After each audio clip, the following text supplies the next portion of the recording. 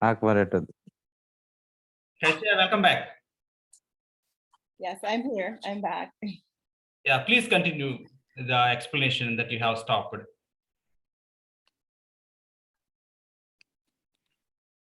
Just a second. Okay. Yes. So what I was saying about the vocabulary is to use sentence context clues. So using context clues is that as a teacher, if you're teaching a vocabulary word, you put the word in the, you don't necessarily put the actual word in the sentence. You just put the clues. And clues could mean the definition of the word, or maybe as you're writing the sentence, you write the sentence in a way that you're describing something, or you're telling a story, or you're doing an explanation. And then the student will have to go ahead and underline those words that are clues to that actual vocabulary word that you want them to know. So those are some strategies. One of the other ways I usually do with my high schoolers is that I have them build out a table. On the table, one side of the table, you have where they put the actual word. Then on the next part of the table, they put the meaning of the word. And then on the other side of the table, they put, on the other side of the table, they put the, a sentence using the actual word. So you have the word, the definition, and then you also have sentences that they wrote. And what I would do for evaluation at the end of the week after giving them all of those words is, again, trying to make vocabulary fun for them. Make them usually either write a little short story and underline the words that they use, or they write a poem and underline the words, the vocabulary words that they use, or they write like a little song or something. So just make them use the words in fun ways. And what that also does, it helps them build their social vocabulary as well.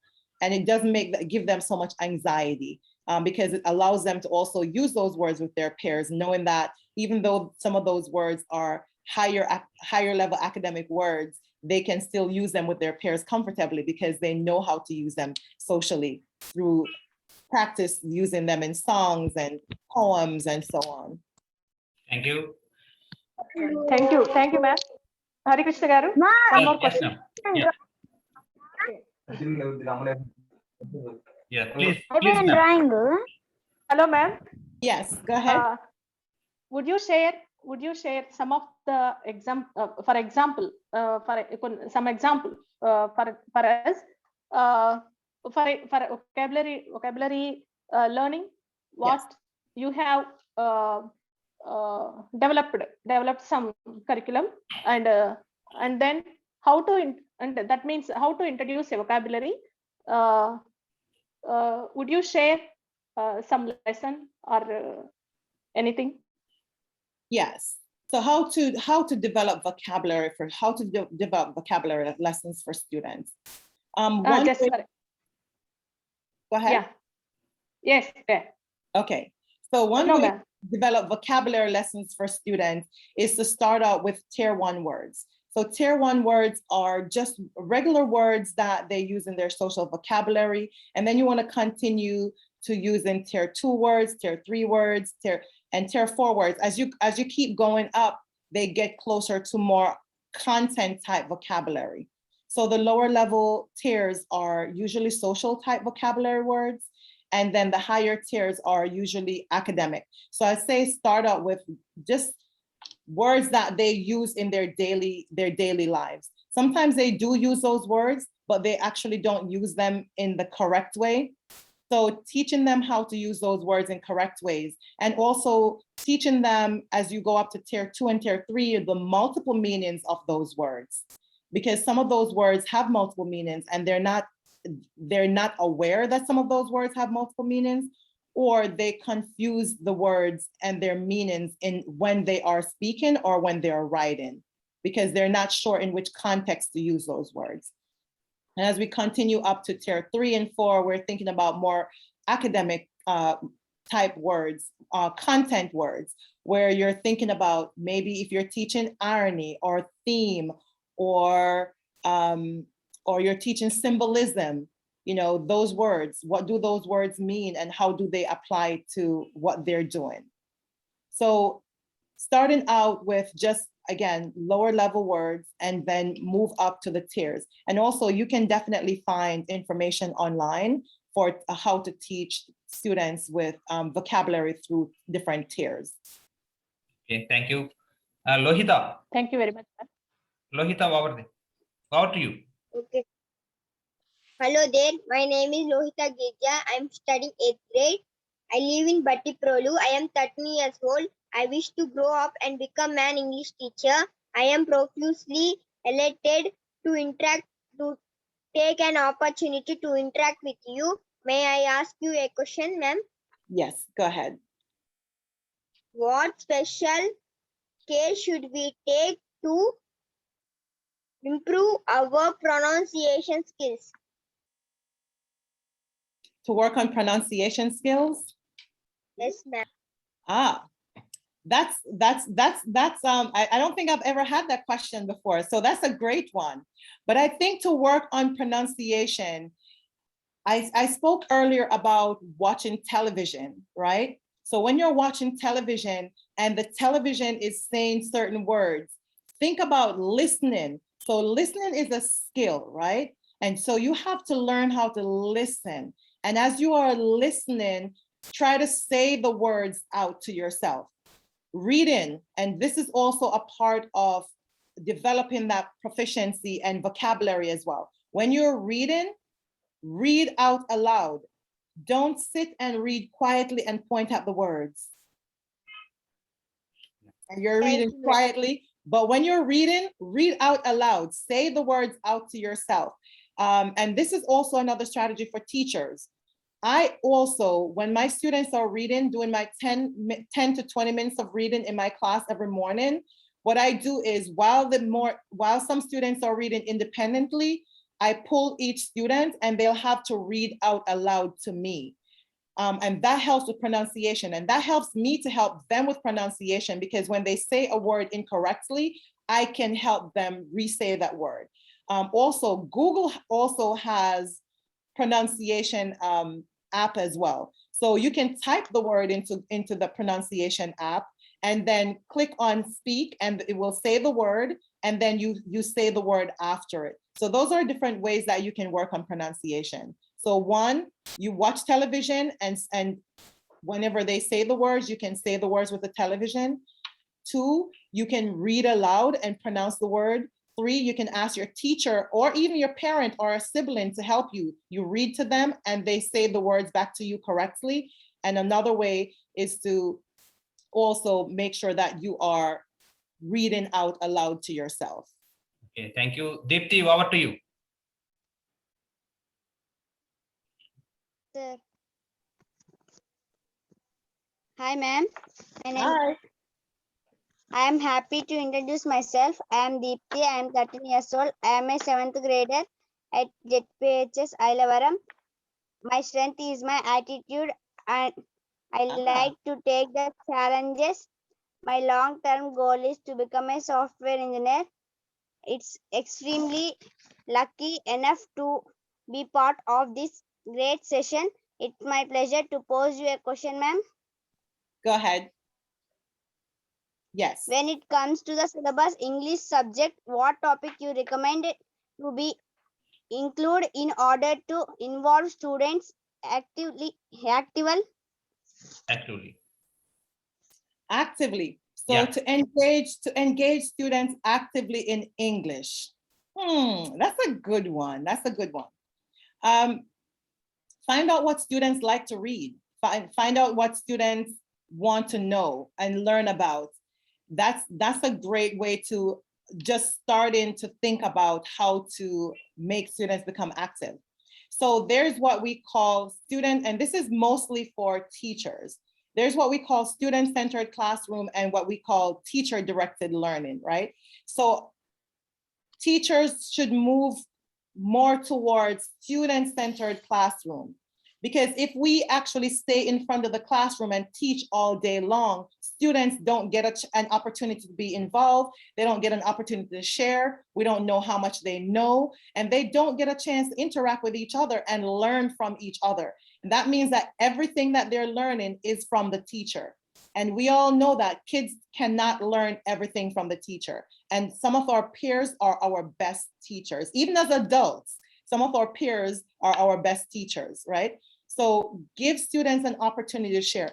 Find ways and strategies to ensure that students are learning from each other and students are teaching each other.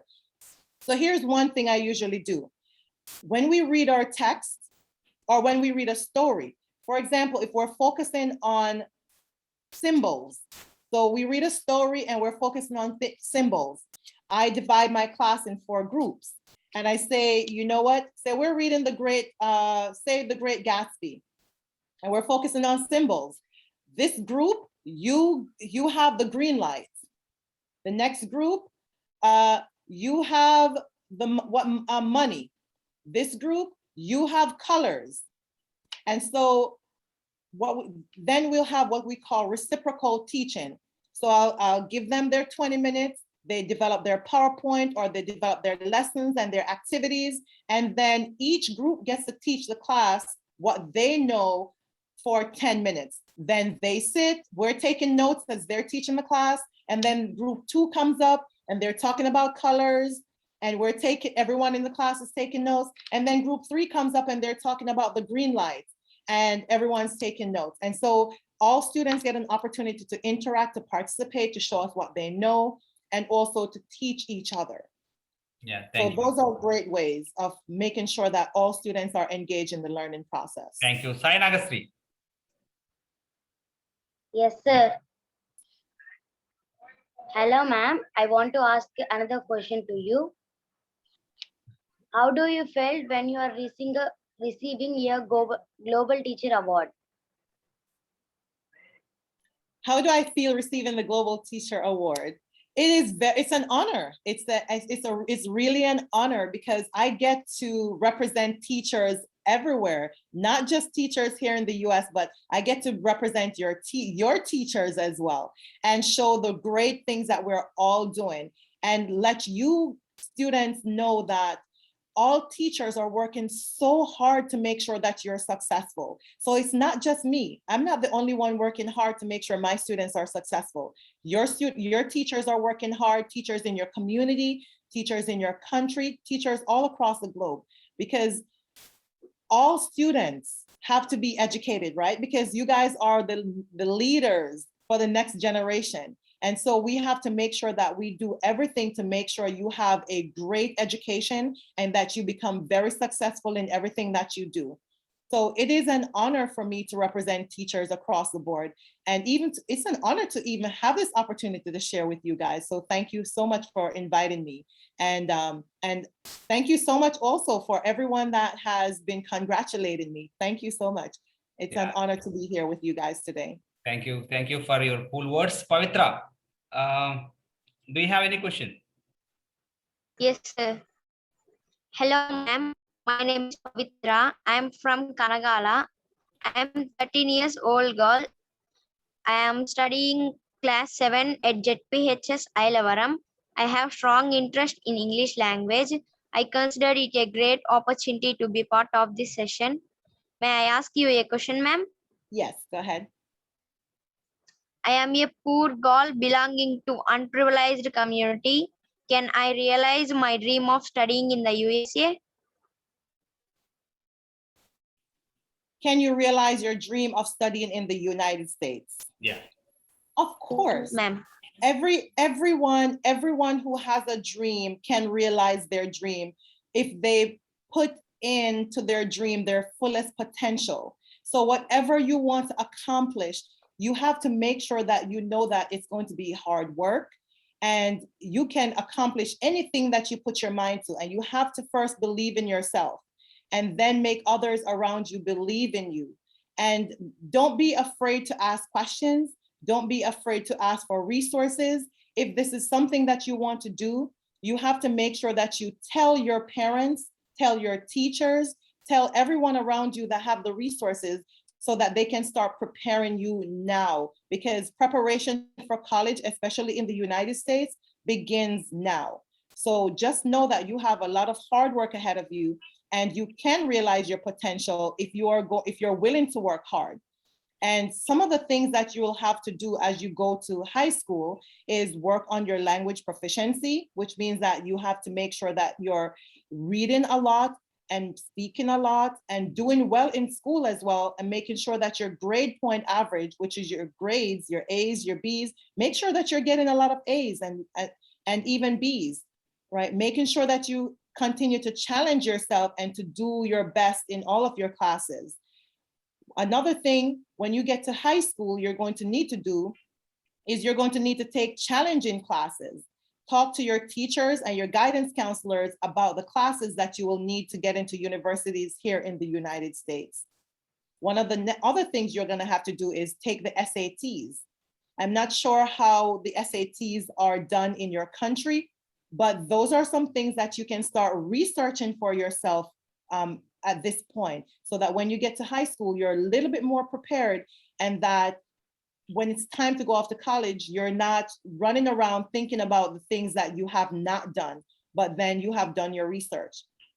Another thing is, think about some of the colleges that you want to go to. What do you want to study? If you want to be a teacher, research the colleges and universities in the US that are great colleges for teachers. If you want to be an engineer, you have to research those colleges as well and learn about what those criteria are, right? The criteria that has to do with what your grades need to be, the SATs, and also, you know, when you get to that point, you'll learn that there are certain documents that you also need to have as well, like your visa, your passport, and different documents from the colleges. So you'll get into that when you get to high school. But right now, you just need to focus on making sure that all your grades are right, and start thinking about what is it you want to do in college so that you can stay focused on a career path. Thank you. Yes. Any more questions from our friends? Ramesh Gar, please go ahead. Ma'am, I want to know one more thing from you. Actually, the pronunciation is not similar native Indian speakers and people from India and other global ones. Is it necessary to understand or learn such type of pronunciation to learn language? Is it necessary to learn pronunciation to learn language? It is necessary to a certain extent. And what that means is that, because, for example, my students who are mostly Hispanic students, they pronounce their word, if we say the same words, they pronounce it differently, and they also emphasize different parts of the syllables in a different way. So while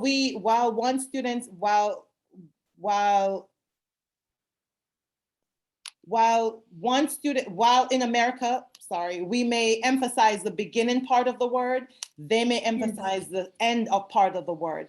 And so, because when we think about their alphabets as well, and some of their letters are long letters, and some of our letters for their long letter are short letters. So it's important, because when they're spelling, and also when they're speaking, and also because some of those words also have different they're pronounced differently, but maybe spelled the same.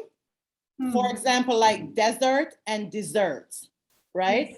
So it's important that it's so important that they learn pronunciation, because it helps with vocabulary, and it helps with spelling, and it also helps with just the overall language, speaking the language, and making sure that it's understandable to the person who is listening to them. Because, for example, if they say the word desert, right, and it's supposed to be dessert, then of course, you're going to misconstrue exactly what they're trying to convey.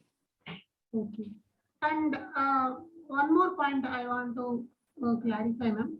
Are you using any particular textbooks in your classroom teaching? Are you teaching through textbooks or any other books?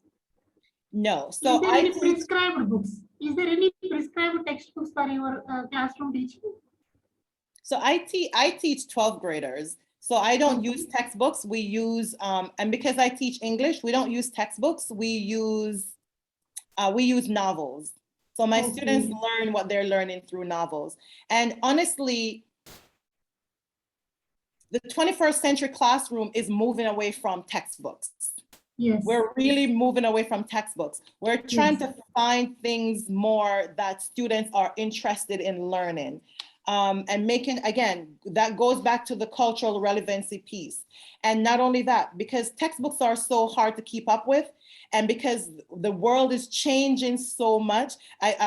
This is just a side note, but I saw a joke on social media, and the class was, the teacher took out the textbook and was telling the students to draw the last two presidents in the textbook because the textbook was not updated. And so those are, right. And so those are some of the challenges, right? And it's expensive to really keep up with textbooks.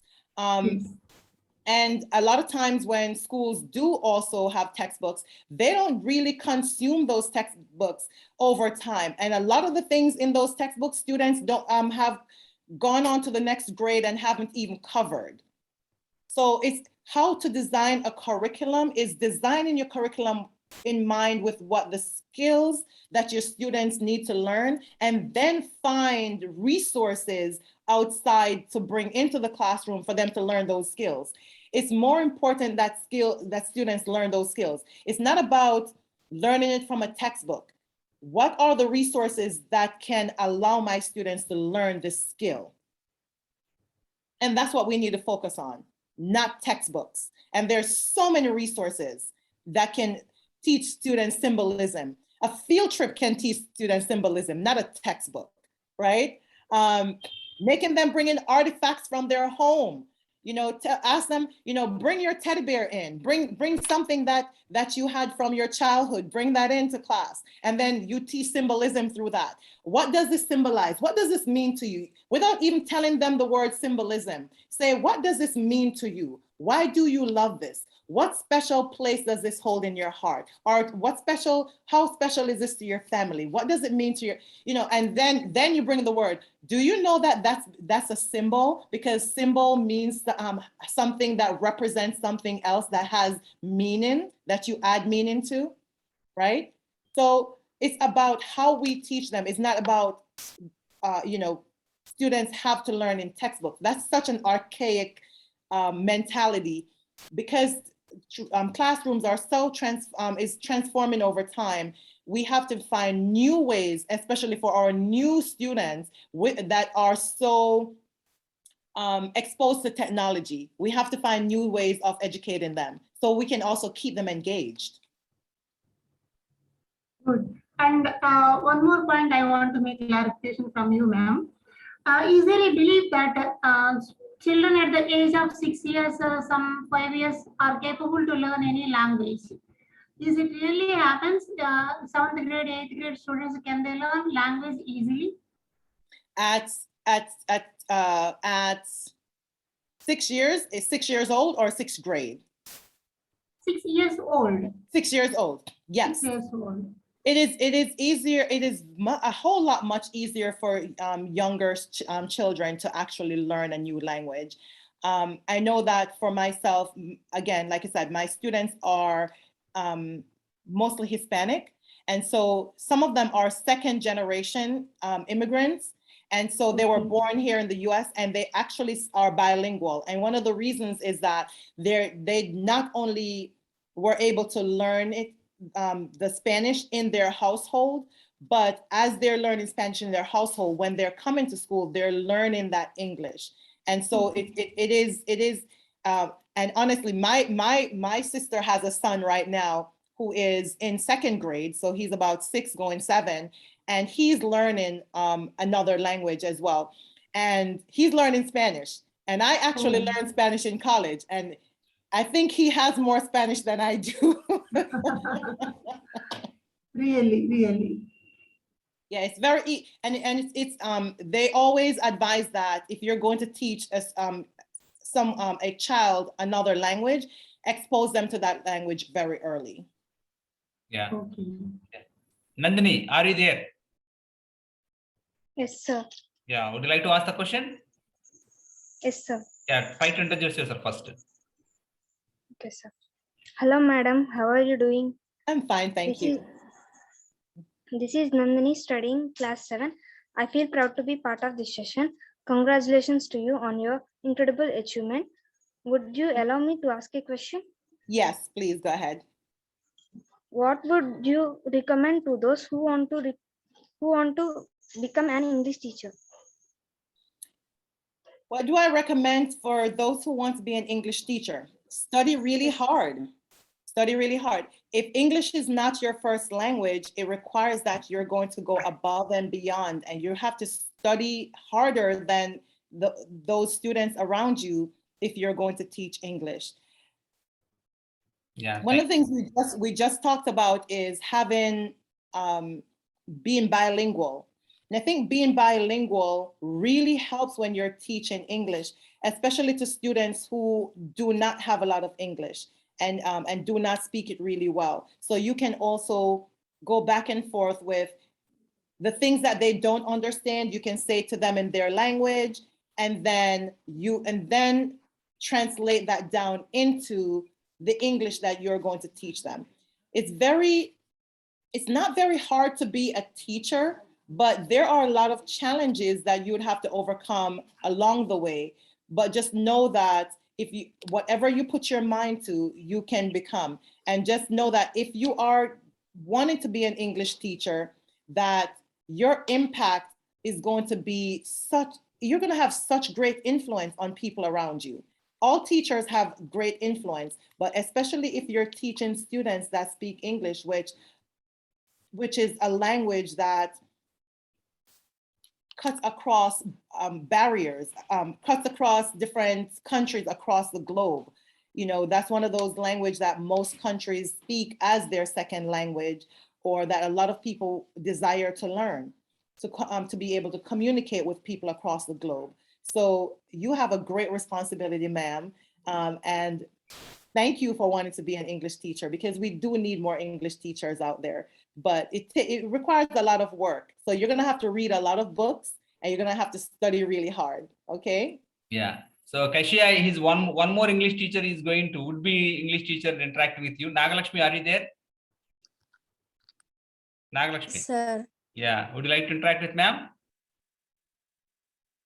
Sir. Yeah, please go ahead. Hi there. This is Nagalakshmi. I'm 13 years old and I'm from Ailavaram.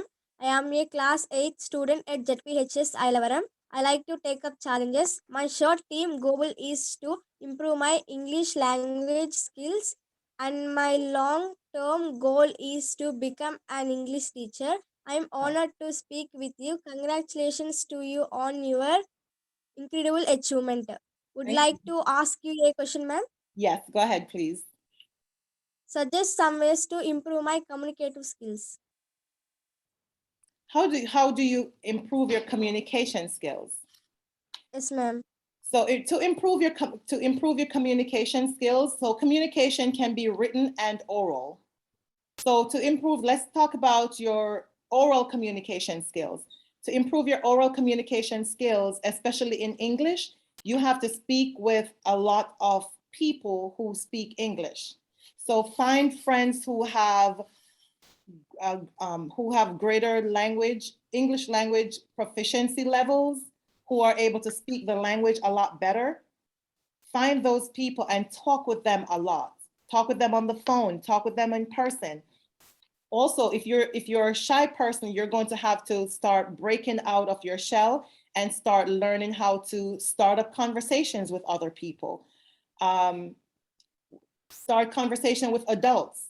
It's important that as young people, you have conversations with adults as well, because that also helps you to develop more vocabulary words that you would have not been exposed to when you only talk to your friends. So talk to more adults as well.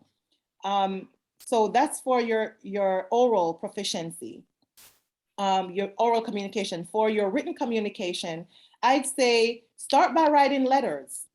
That's an easy way to start with communication. Writing emails, write a lot of emails to your friends, write a lot of emails to your teachers.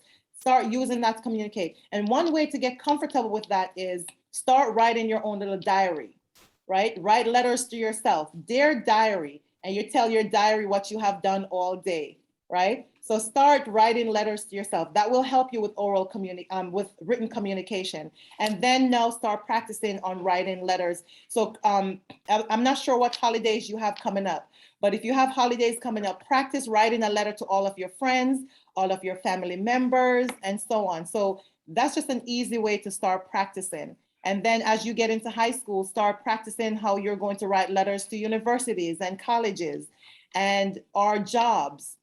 So that's a great way how to start practicing. Just writing diaries and writing letters to yourself, and just practicing with your friends on the playground, on phone calls, and with adults. And that will help you with communication.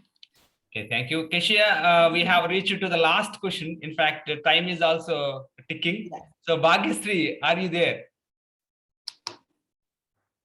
Yeah, would you like to interact with ma'am? Yes, sir. Yeah. Yes, sir. Hi, ma'am. I'm Baktishri, and it's my pleasure to introduce myself. I'm from Ailavaram. I'm studying 8th grade at ZPHS Ailavaram. I believe in myself and hard work. My short-term goal is to achieve excellence in the skills of English language. However, my long-term goal is to become a doctor. Congratulations to you on being selected as a global teacher. I considered it a golden opportunity to interact with you. May I ask you a question, ma'am? Yes, please go ahead.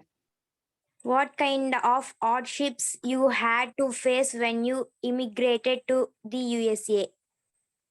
What kind of hardships I had to face? That's a good question. Hardships. So as an immigrant, it can be very challenging because you're leaving your family and you're coming to a country where you don't know anyone. And so one of the things that I faced was fitting in. I felt like an outsider. I didn't feel like anyone noticed me. It was hard to communicate with people because I'm from Jamaica and I also had an accent. And so it was hard for people to understand my accent sometimes. And then sometimes there are people who saw me as an immigrant and didn't want to talk to me because they don't like immigrants. Some people don't like immigrants because you're different, because you come from somewhere else. And also, there's a stigma that is here in the US about immigrants where they think that we are here to take their jobs, to take away education from them. But it's really not true. We come to the US for a greater opportunity, for a better life, to achieve our dreams as well, because a lot of us have hardship in our countries and we're not able to achieve our dreams in those countries because of conflicts and violence and poverty. And so we come to the US to get the American dream. And so it's a long road to the American dream because you have to work twice as hard as the people here in the US because they have opportunities. And as immigrants, you don't have those opportunities until you become a citizen.